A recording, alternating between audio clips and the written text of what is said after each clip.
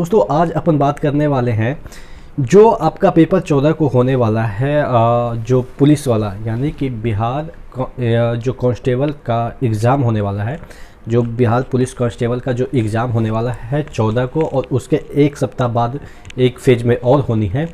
तो उसमें आपका अब तो सभी लोगों ने सब कुछ पढ़ रखा होगा, तो इस दरमियान अभी का क्या स्ट्रेटजी होनी चाहिए, कैसे आपको इसमें 100% सिलेक्शन की ओर ले जाएगा, क्या आपको टैक्टिस अपनानी होगी।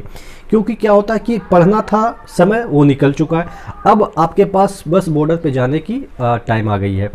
तो वहाँ पे जाने के बाद आपको क्या स्ट्रेटजी अपनानी चाहिए, कैसे तुक्का भी आप मारे तो सटीक जाए, और किस तरह से आपके अप्रोच हो ये जो आपका बिहार पुलिस कांस्टेबल के जो एग्ज़ाम होने वाले हैं, कैसे आपका सिलेक्शन 100% सिक्योर हो। यही सब बातों पे आज अपन चर्चा करने वाले हैं। इससे पहले एक वीडियो शुरू हो, आपको भी पता है कि टेक्स्ट बुक आपके लिए लाया है ईयरली मॉक टेस्ट पास, जो कि आपको 299 में मिलता है। लेकिन अगर आप एक कूपन कोड ER मनीष ये वाला कूपन कोड यूज करते हैं तो ये वाला चीज़ें आपको 269 में मिल जाएगा। जो 299 वाला होता है वो 269 में मिल जाएगा, और इस कूपन कोड को यूज करके वो चीज़ें परचेज कर सकते हैं। टेस्ट जो मॉक टेस्ट है या टेस्ट सीरीज जिसको आप कर सकते हैं, बिहार SI हो, बिहार पुलिस कांस्टेबल हो, या बिहार SSC हो, बिहार CGL का जो आने वाला है वैकेंसी, जो सहायक का यानी कि सचिवालय सहायक की वैकेंसी आने वाली है, यानी कि तमाम जो एग्ज़ाम बिहार के होंगे वो सभी इस मॉक टेस्ट में आपके कवर हो जाएंगे। यानी कि ये जो 269 में लीजिएगा सभी कवर हो जाएंगे। ठीक है, अलग अलग सबके लिए अलग अलग मॉक टेस्ट बनाया जाता है। तो नीचे डिस्क्रिप्शन बॉक्स में मैं लिंक दे दूँगा, तो एक बार उसको चेकआउट कर लीजिएगा। ठीक है, तो बात कर रहे थे कि जो आपका ये वाला एग्ज़ाम होने वाला है, 2 दिन बाद आपके एग्ज़ाम हो जाएंगे, और उसके बाद एक सप्ताह के बाद अगले संडे को एग्ज़ाम होगा। तो अप्रोच क्या होनी चाहिए, आपको पता है कि सिलेबस आपका डिफाइंड है कि 12th लेवल तक के जो क्वेश्चन है वो पूछे जाएंगे। साइंस इसमें थोड़ा सा डिफ़िकल्ट लेवल के पूछे जाएंगे, क्योंकि साइंस जो 12th लेवल में आते हैं उसका स्टैंडर्ड होता है, उसमें थोड़ा सा थिंकिंग होती है। ठीक है, तो आपके पास क्या है, साइंस है, मैथ्स है, हिंदी है, इंग्लिश है। ठीक है, अब 100 क्वेश्चन पूछे जाएंगे, 100 क्वेश्चन पूछे जाएंगे और 100 नंबर के पूछे जाएंगे, और आपके पास 120 मिनट होगा। ठीक है, तो देखिए 120 मिनट, इसमें टाइम की कोई भी आपके पास कमी नहीं है। क्यों? क्योंकि आप देखेंगे हिंदी और इंग्लिश और साइंस एक ऐसे टॉपिक है जो कि आएगा तो तड़ा तड़ कर देंगे। कहने का मतलब समझ रहे हैं ना, देसी लैंग्वेज में बिहार के ही लोग देख रहे होंगे तो समझ रहे होंगे, मतलब बका बक भका भक यहाँ पे गोला भरते चले जाएंगे।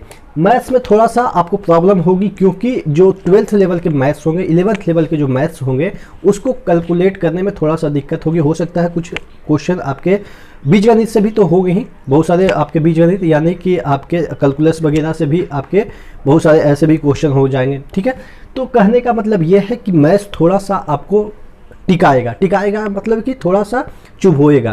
क्यों? क्योंकि आप जनरल कंपटीशन की तैयारी कर रहे हैं। जनरल कंपटीशन में कौन ऐसा है जो कैलकुलस बनाता है? नहीं बनाता है ना। सेट थ्योरी कौन बनाता है? कोई नहीं बनाता है। लेकिन यहाँ पे पूछे जाएंगे तो आपने पढ़ा होगा, ये मैं नहीं कह रहा हूँ कि आपने नहीं पढ़ा होगा, लेकिन सभी जनरल कंपटीशन वाले बंदे हैं, बहुत एज हो गया होगा बहुत सारे लोगों का। ठीक है, तो कहने का मतलब ये है कि उनके लिए अभी उस पोर्शन में जाना, 12th के मैथ 11th के मैथ को देखने में थोड़ा सा कन्फ्यूजन होगा या थोड़ा सा टफ लगेगा।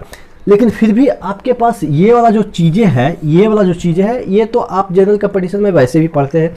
साइंस थोड़ा सा अच्छा लेवल का पूछा जाएगा, लेकिन फिर भी आप तो पढ़ते ही हैं जनरल साइंस। हिंदी तो उसका कोई लेवल ही नहीं होता है, यानी कि हिंदी अगर आप देखेंगे, मैं अभी दे के आया था जो पेपर 2 यानी कि मेंस मेरा क्लियर हुआ है बिहार SSC का, उसमें मैंने मैं पढ़ता था। मैं आपको बता दूं कि 6th स्टैंडर्ड में मैंने हिंदी छोड़ दी थी। उसके बाद मैं CBSE में था, तो 6th के बाद मैं संस्कृत ले लिया था, यानी कि हिंदी मुझे पढ़ने की आवश्यकता नहीं पड़ी।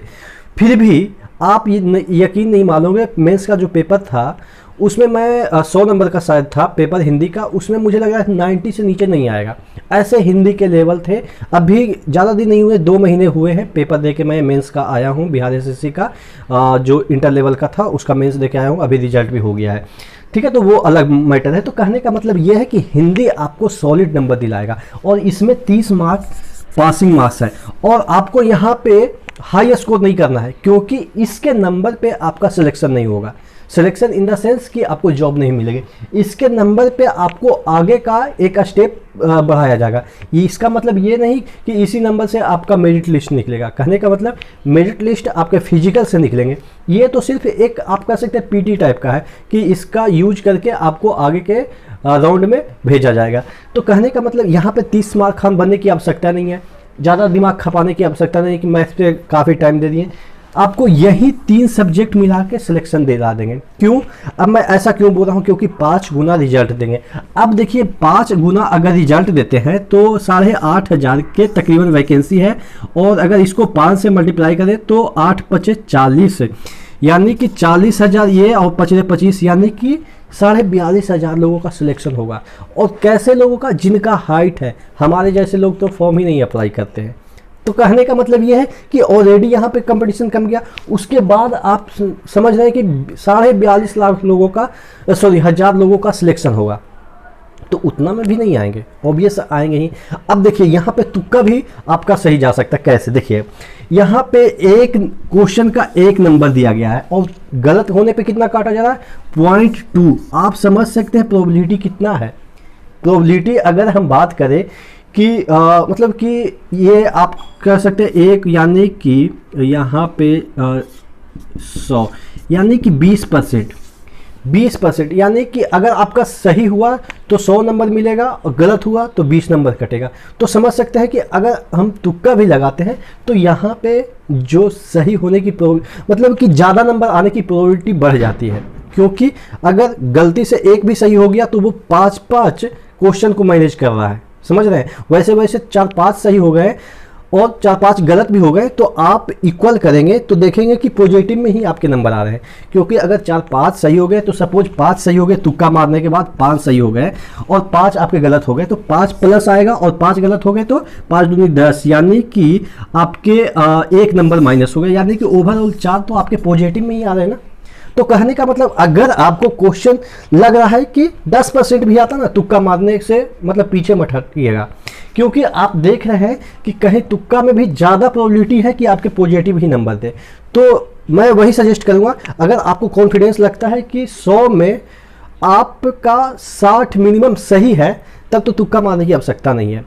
अगर मतलब कि 60 में तो कंफर्म आपका हो ही जाएगा रिजल्ट, ऐसा नहीं है कि नहीं होगा, क्योंकि इसका जो लेवल होगा वो जो जनरल कंपटीशन होते हैं ना वैसा लेवल का नहीं होगा। क्योंकि आपको भी पता है कि जनरल कंपटीशन में 12th लेवल के कभी मैथ्स नहीं पूछे जाते हैं, उसके बाद साइंस उसी लेवल का रहेगा, यानी कि 12th लेवल का रहेगा। तो कहने का मतलब ये है कि यहाँ पे कट ऑफ कम जाएगा और तुक्का मारेंगे तो आपके सिलेक्शन की ओर भी जा सकते हैं, क्योंकि यहाँ पे देखें तो जो पॉजिटिव है वो ज़्यादा आ रहा है नंबर। ठीक है, तो ये चीज़ें हैं। तो यही मैं सजेस्ट करूँगा कि आप सबसे पहले हिंदी इंग्लिश पे फोकस कीजिएगा, साइंस पे फोकस कीजिएगा, मैथ्स आपको जो आएगा वही अटेम्प्ट कर लीजिएगा, उतना ही में सिलेक्शन हो जाएगा। बात समझ रहे हैं ना? मैथ्स थोड़ा मैं जानता हूँ कि थोड़ा होगा, क्योंकि आप लोग में से बहुत सारे बैंकिंग की तैयारी कर रहे होंगे तो वहाँ पे तो अर्थमेटिक पूछा जाता है। आप एसएससी की तैयारी कर रहे होंगे तो अर्थमेटिक और एडवांस पूछा जाता है। तो एडवांस तो यहाँ पे लड़ जाएगा, क्योंकि ट्रिग्नोमेट्री वगैरह तो आएगा तो मज़ा आ जाएगा कि आपका तो एक पोर्शन सॉलिड है कि एडवांस के जितने भी क्वेश्चन यहाँ पे पूछे जाएंगे वो आपके लिए बन जाएंगे, लल्लू पॉप होंगे। लेकिन जो आपके कैलकुलस वाला पार्ट हो जाएंगे, सेट थ्योरी वाला पार्ट हो जाएंगे, वो तो कहीं जनरल कंपटीशन में नहीं पूछता है। तो इस वजह से मैं आपको एक प्रॉपर स्ट्रेटजी बता रहा हूँ कि इन दरमियान आपको दिमाग में क्या रखना है कि हमारा सिलेक्शन होगा, क्योंकि यहाँ पे 5 गुना लेनी है और 5 गुना लेनी है प्लस तुक्का भी इसमें सही की प्रोबेबिलिटी ज़्यादा दे रही है। और ऊपर से सभी बच्चे यहाँ पे सभी का लगभग मैथ्स कमजोर ही रहेगा, क्योंकि मैथ्स अलग लेवल का पूछेगा, साइंस लगभग कमजोर ही रहेगा, क्योंकि सब जनरल कंपटीशन में फाइट करने वाले हैं। तो अगर आपके एग्जामिनेशन हॉल में थोड़ा सा क्वेश्चन कम बने हो तो आप डिमोटिवेट कभी मत फील कीजिएगा, क्योंकि आप ही के जैसे सभी लोग होंगे। ठीक है ना? तो ये जो सिलेबस है उसको देख के घबराइएगा मत कि आपका इसमें मतलब कि कम बना है, कम पे ही सिलेक्शन हो जाएगा, क्योंकि आपने देखा कि 42-42,500 लोगों का सिलेक्शन होना है और आपका सिलेक्शन जॉब किस पे मिलनी है? फिजिकल स्ट्रेंथ पे। तो वो अगर आपका मजबूत है तो ये सब मायने नहीं रखता। ये तो सिर्फ 30 नंबर इसमें क्वालिफाइंग है ना, तो हालांकि वो क्वालिफाइंग तो सभी लोग कर जाएंगे, जो पढ़ने वाले हैं वो सभी लोग कर जाएंगे। लेकिन सिलेक्शन की मैं बात कर रहा हूँ, अगर आप 55 से 60 के अराउंड लाते हैं ना तो मुझे यकीन है कि हो जाएगा। 55 से 60 सफिशियंट है, क्योंकि जिस तरह के क्वेश्चन इसमें होते हैं। ठीक है, आशा करते हैं चीज़ें समझ में आई होगी। फिर भी आपके मन में कोई डाउट है, क्वेरी है, नीचे कमेंट बॉक्स में कमेंट करके जरूर बताएंगे। एक बार फिर से रिवाइंड कर लें कि ये सब चीज़ों के लिए आपके लिए टेक्स्ट बुक मॉक टेस्ट लाया है, जो कि आपको 269 में मिल जाएगा अगर आप ER Manish coupon code use करते हैं। नीचे डिस्क्रिप्शन बॉक्स में लिंक दिया हुआ है, तो एक बार जरूर चेकआउट कर लीजिएगा। नेक्स्ट वीडियो मिलते हैं, तब तक के लिए धन्यवाद।